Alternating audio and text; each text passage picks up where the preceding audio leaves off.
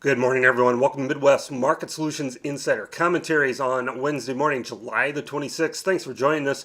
We're looking at a little bit mixed prices overnight in the grains. Wheat is higher and corn and beans are lower. There's good rains moving through good portions of the driest areas of the Midwest, South Dakota, Nebraska, and into Iowa this morning. So these rains categorized as being very heavy locally and really the best rains that they've had since Memorial Day, and not a moment too soon either. Some of the crops are just barely hanging on.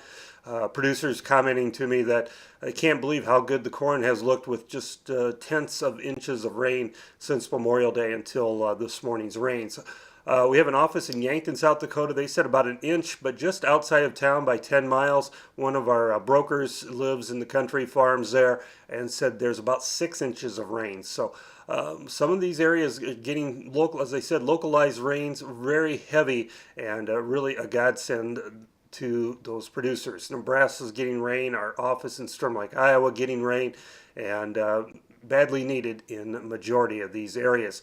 That has produced some weakness overnight in the corn and beans, but wheat's trying to move higher. We had disappointment yesterday being snubbed by Egypt once again.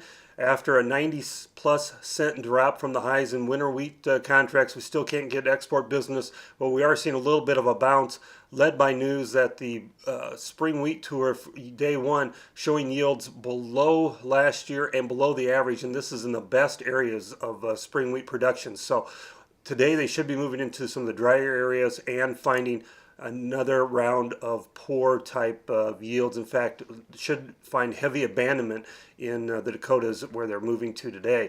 Livestock trade, if we see bounces in here, and a lot of times we do going into the online auction, a lot of times those rallies will get sold. Now, last couple of weeks we've seen better packer demand, and that's helped to support a rally. But if we get a rally into resistance, I think you got to be looking to sell those rallies if you're a producer. Feeder cattle and the deferred cattle contracts have to be looking at making some sales.